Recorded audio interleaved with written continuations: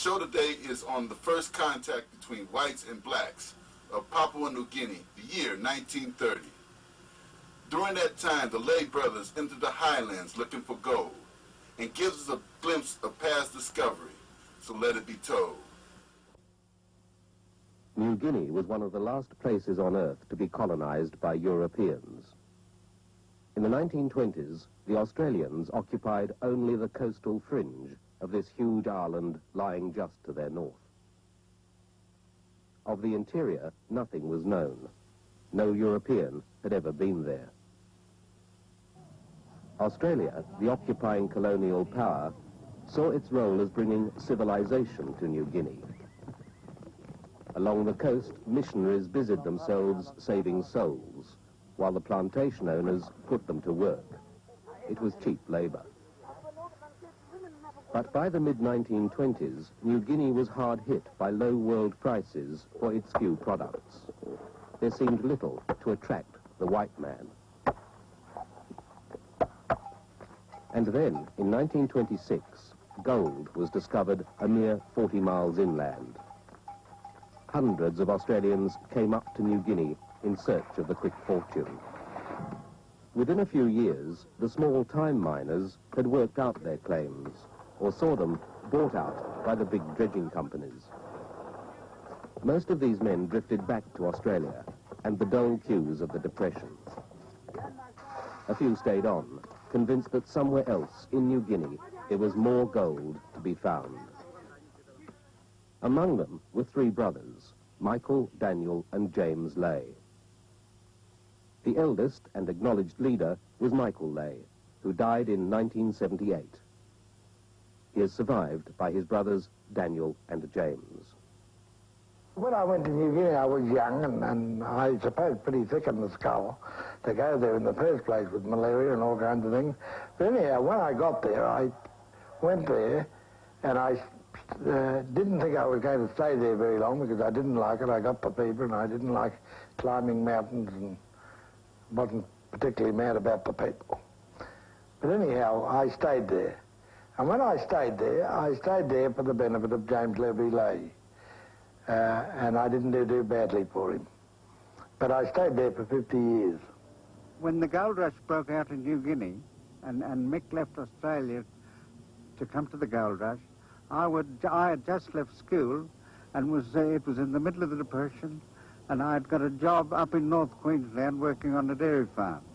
Well, my only thoughts from then, after I'd learnt that Mick had gone, and the gold rush, was to get to New Guinea and be doing the same things as Mick was doing. A lot of people say that Mick had the gold fever. Well, we all had it. So you can imagine what terrific excitement it was that I was at last almost on my way to the promised land.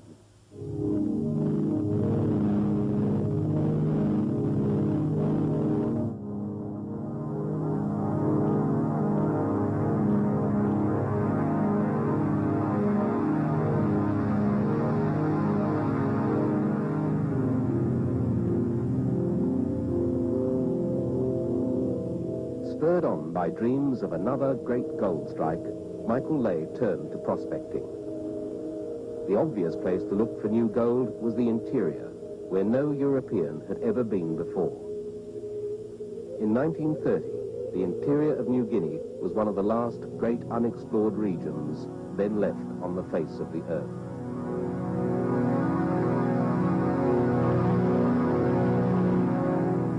Rising up in the center of the island was a great mountain range, so sheer and rugged it was thought to be uninhabited. But unknown to the outside world, within these mountains were huge and fertile valleys, and in these valleys lived 1 million people. Michael Leah and his companions were the first white men to enter this hidden world and meet its people. Leah was looking for gold, but he took a camera with him, and so a record of this historic encounter was captured on film. The year was 1930. Mr. Masamek, any hat pramani true. One pramani no can steer, no can bagrapi muga katen no. No can fight him one pramani mi hat pramani true. Naimi kama bro presi bro yumi naimis. Di pramani bro yumi ya naimi putin tiga yan. Macam mek irai. Emia, nani bro mek irai. Mick was always the leader of our party. He always went in the lead. He was a born prospector, I think, you know, and he was a very, very good organizer, and he got very well with all the native people. The carriers all looked up to Mick as the leader. But he was very kind, but he was very hard at the same time.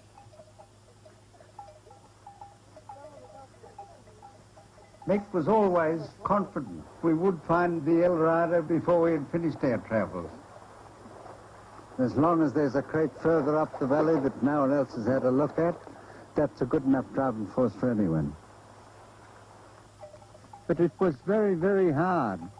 When you're right out in the centre, there was no way of getting back, only the way you came. For about 90 miles,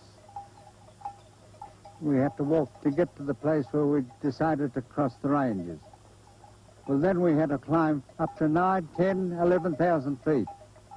The reward in the end was when we looked down into the valleys below, it looked like a big parkland.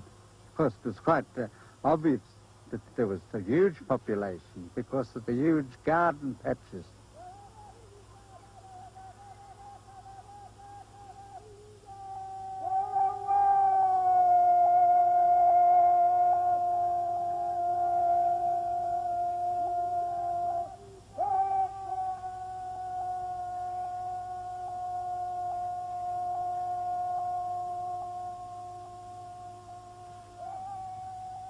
When we got into the real new country, we used to hear them on the top of these hills, singing out to the people ahead. And then you'd hear it much further away on another hillside being repeated.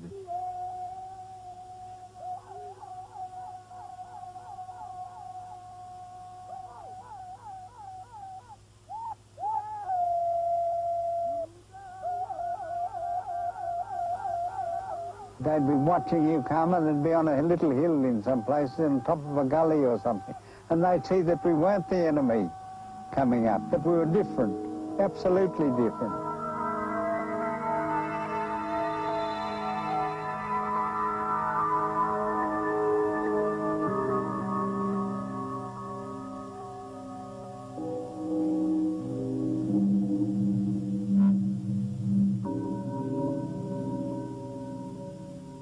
They thought we were spirits.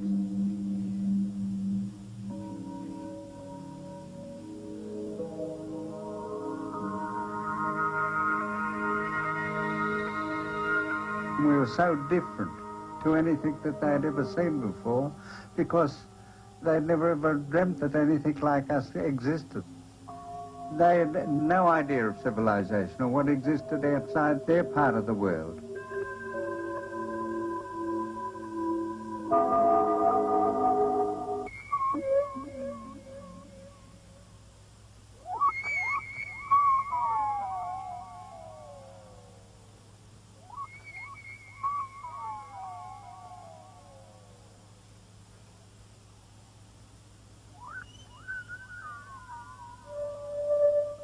We'd get into camp and we'd put all the cargo in the centre and we'd put this fish line right around and no one was allowed inside there.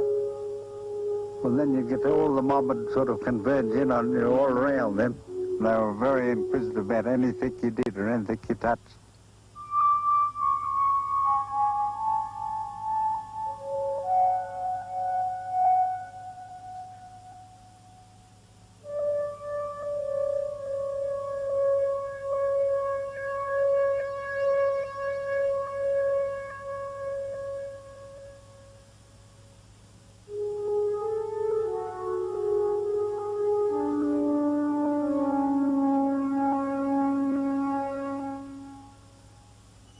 The only thing we could do was to talk in signs to them. We didn't know a word of their language.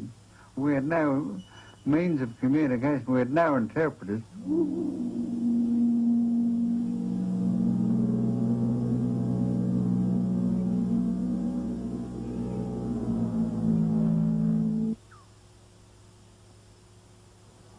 The first time you go in, they're curious and frightened. That was the first reaction. The second time you go in, they say, here they come again. We won't let all that treasure get through our hands this time. Because most of the people wanted the trade to get more knives and axes and things which they didn't have. And you can imagine the difference between a stone tomahawk and a good steel tomahawk. So they were very, very anxious to get the trade. And they thought we were weak and we couldn't protect it. And so they said, we'll get them in. Next time they come, we'll get them in. They can sleep here, and we'll kill the lot and take their gear off them. We'll have all those axes and all those knives and all those golet shells and all that small trade. That was the attitude.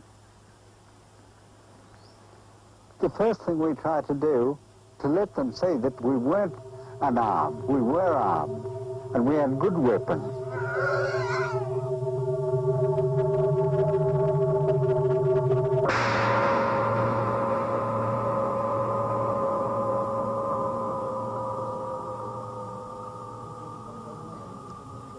That gave them an idea how much power there was and what it would do to them. It went into them and out the other side. And we'd say, well, now, we don't want any trouble when they look like attacking, and we'll do the same to you as we did to the pig, because we've got the guns to do it. You leave our stuff alone, we'll leave your stuff alone. We're just looking for these stones in the creek beds as we go along. That's all we came to look for. And one or two occasions they got up and said, well, the poor old pig can't dodge like we can. It really took a bit away from the power of the gun. Emi sitong paraman belum fight. Nah, hal paraman tulurong wakupat. Emi shooting, ino say Popeye. Emi shooting one siteret na emi putan quick to mas. Emi shooting one para mandong kuka. Emi shooting one para rong suave. Emi shooting one para rong Totiwara. Emi shooting one para rong Vena. Emi shooting one para rong Wabek. Tari shooting Planti. Some para man Planti. And I think 9 para emi shooting rong Tari.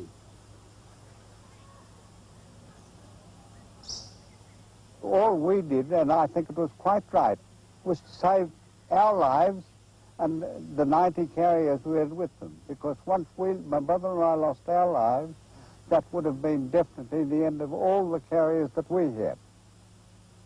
They would have been killed out of hand. It would have been a mass slaughter.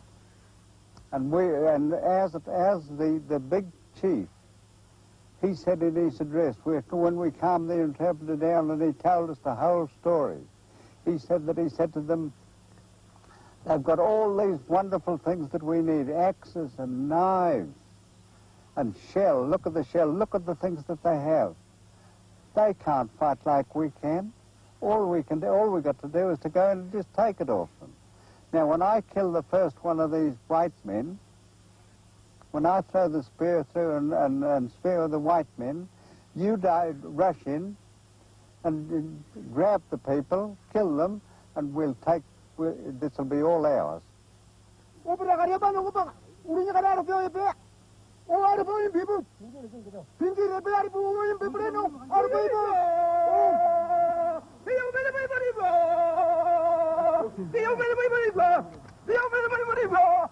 Well, as he went to throw the spear, Mick shot, but as the whole mob rushed, so did all the voice guns fire. Well, there was only one shot fired, and of course there was a terrific barrage when there was about 15 guns or more went off.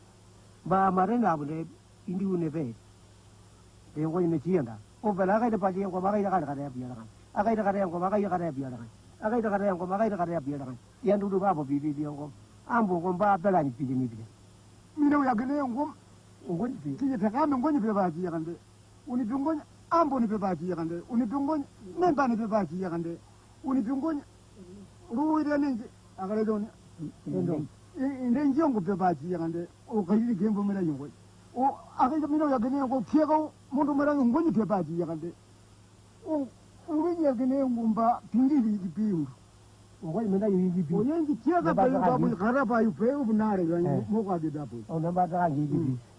Well, it was the order of the day, I suppose. The government allowed you to do it. And anybody who got killed or wounded, you had to put a report in, and that had to be investigated. It wasn't a matter of going along and killing someone and no investigation made. There had to be a government investigation made behind you. There was no such a thing as you just killing someone and that's the end of it. The administration's attitude was a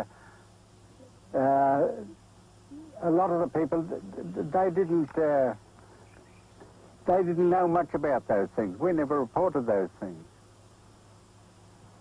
that happened. I mean, there was it was just one of the things that happened on the trip. But that was a rare occasion, and had we been killed on that trip, there would have been. We had about 90 carriers with us, and they were all foreign people to these. Well, they would have been all wiped out too.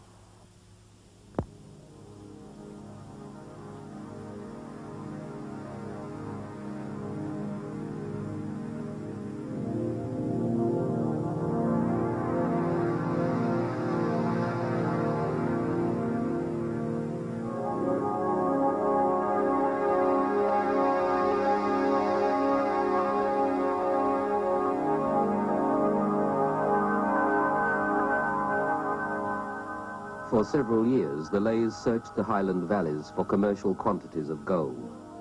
They were unsuccessful. They began using aeroplanes on their prospecting expeditions, flying out over unknown country to survey the land before venturing in by foot.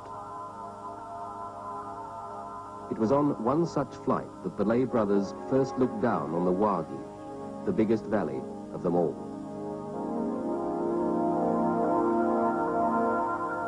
Soon after their flight, the Lays walked into this valley, and here at last they discovered gold. They set up their final base camp, surrounded by 250,000 more people whose existence had not even been suspected by the outside world.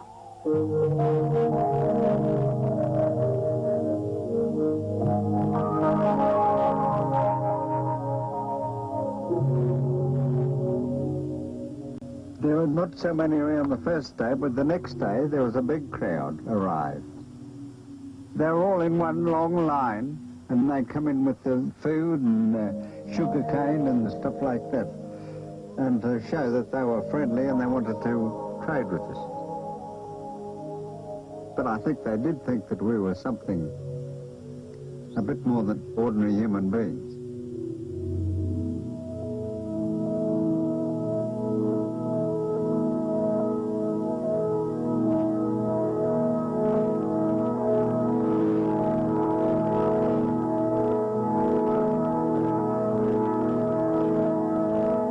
It wasn't very long before we had more food than we ever could hope to use. And they were bringing more and more. You couldn't stop them because they just went wild after the trade. The beads we had and the shell and the axes.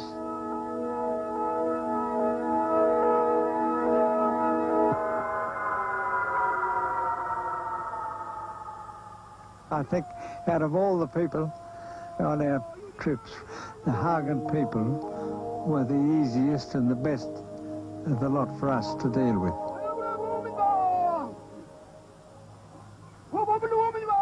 The big men had come forward and they'd address us. I forget now, and I don't think we had no, we didn't. We had no interpreters in. But they used to stand up there and give speeches as though we knew every word that they were saying. We'd try to explain to the people that we didn't want to steal their ground. We just wanted to straighten it out for this big bird to land. Of course, you couldn't talk to them, but you'd have to explain as best we could with sign language, and they helped us. And we used to give them shell and beads and things like that for coming. But they really enjoyed it because they'd sing and dance around. They didn't mind the stamping of the ground to pack it up after we had filled in the drains they had around their gardens. They loved the opportunity to have a big sing around the place. And you'd have hundreds of them around singing all the time.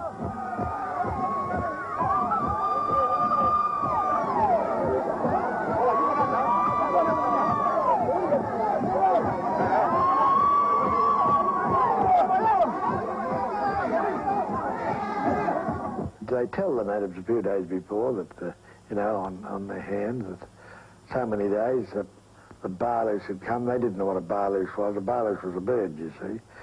Well, they said that this bird had come and he'd come out of the air and it would make a noise. They'd make a noise like the plane.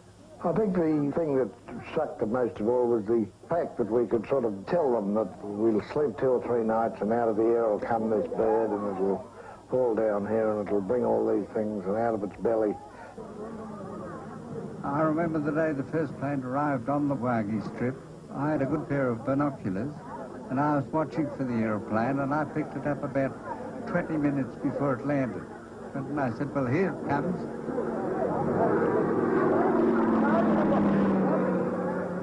They were more or less terrified, didn't know what it was.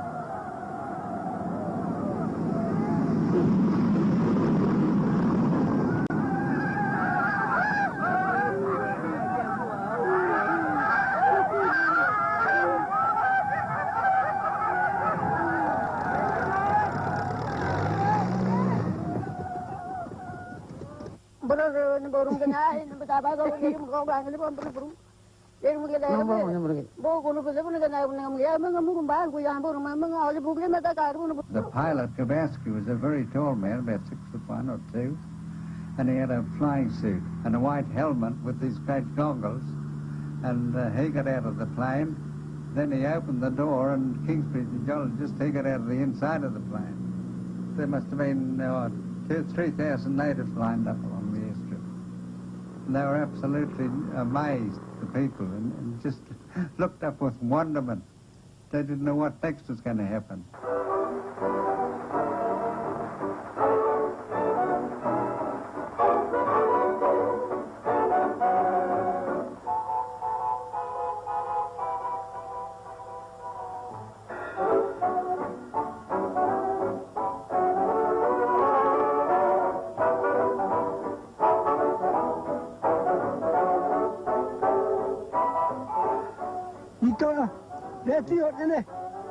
Sipi apo kisine mini maru milikaki. Nama lirori kago hopi minaki. Nama no rukone ne mauti mane bokoro kago arege bale kuri ke rogori da bide kohere be na ane wakini kiraba ro kuri ke. Yo te ame te here be na ane wakina ro kuri ke. Arege san uko. To nama ru aro kamari ro kago toru aro kamaro kukone ne to mane mauti boko. Nori wore ro kago ne. Arege bale kora ako kako hatini. I'm looking on the bright side, though I'm walking in the shade, picking up my chest, hoping for the best, looking on the bright side of life. I'm waiting for the right tide, and if luck comes to my aid, giving me a break, I shall be awake, looking on the bright side of life. Today I'm in the shadow, tomorrow maybe the clouds will lift and let the sun shift over to me. I'm looking on the bright side, though today's all care and strife, I can wear a grin, keeping up my chin, looking on the bright side of life.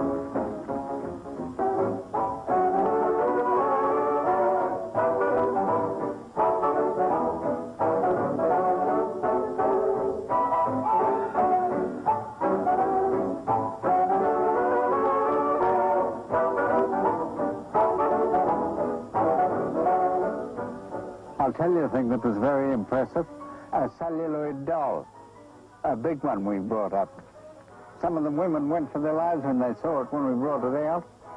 And they were very curious about that. They used to come back for weeks after to see this pickaninny.